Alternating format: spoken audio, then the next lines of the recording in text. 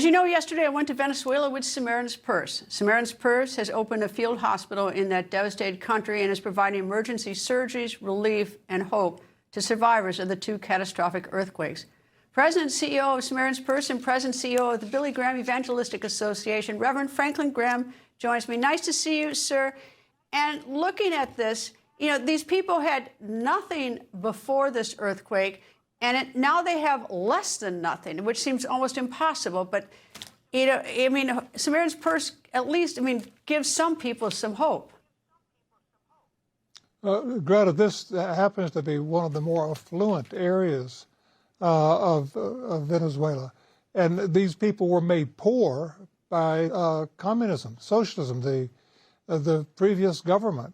And so it's sad to see these people who were middle-class people who lost a lot under this last regime, and then to have the earthquake come and it has taken the little they had, like you said, and now they have nothing. But Greta, first of all, I want people to know that we appreciate and we thank everybody that has given financially because this allows us to respond because of those gifts. We can go like this.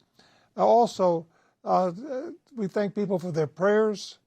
We're there in Jesus' name, and I want everybody in that country to know that we're there in His name. We're not there in our name, but His name.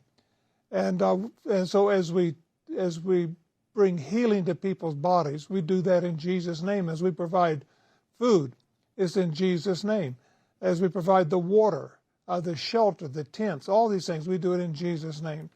And God is the one who's given us these resources. And so, but we thank the people that have prayed for us and that make it possible. You know, it's interesting about this. I mean, this is a time in history when there's a lot of animosity between nations.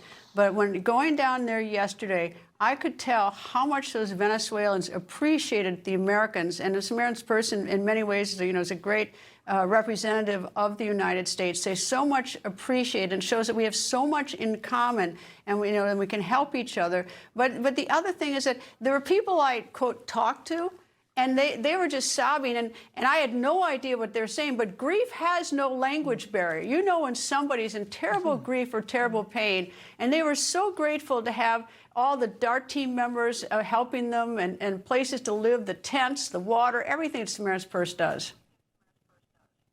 Well, Greta, it's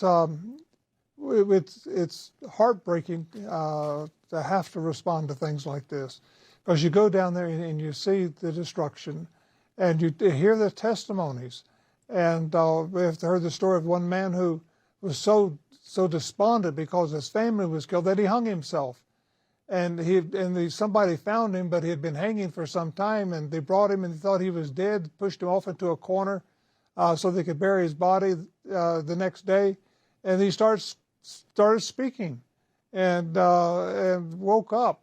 And so you have people that have committing suicide. You have people that right now they just feel they have no hope at all. So I think by us being there, it does provide a little bit of hope. And of course, we want to give the best, Greta. We don't want the hospital. This is first class tent hospital. Same thing that the U.S. military uses in their MASH tents or the MASH hospitals. So we go to the same vendors, we get the same equipment, and sometimes ours is even a little better than the U.S. military. And we're grateful for that. But it's just it's an opportunity to help people and do it always in Jesus Christ's name.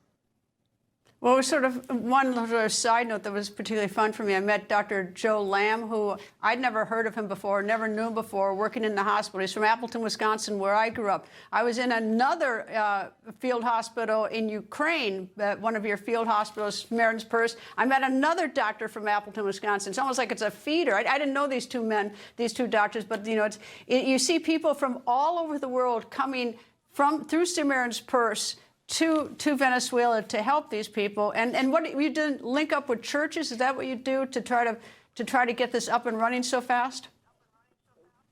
Well, we've got first of all, our DART members are Christian men and women that have signed up for this. And so you're dealing with a core of people who are committed to Jesus Christ.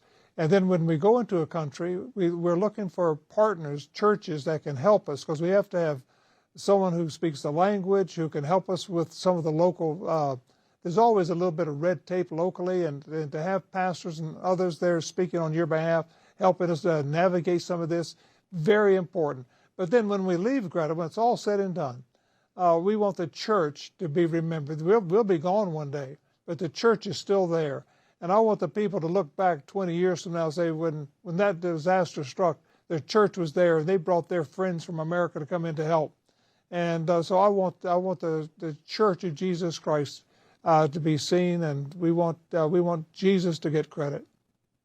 Well, it's a full family operation oftentimes in the Graham family, and one of the people traveling was your daughter-in-law, and her brother is in the military, and so the U.S. military was down there helping as well. So it's, I mean, you know, the American presence there is, you know, you're a real proud American when you see what the Americans are doing to help. No question, Greta. Our country is a giving country. No country in the world gives like the United States. And right now, you know, Samaritan First, we have a hospital also in the DRC for Ebola.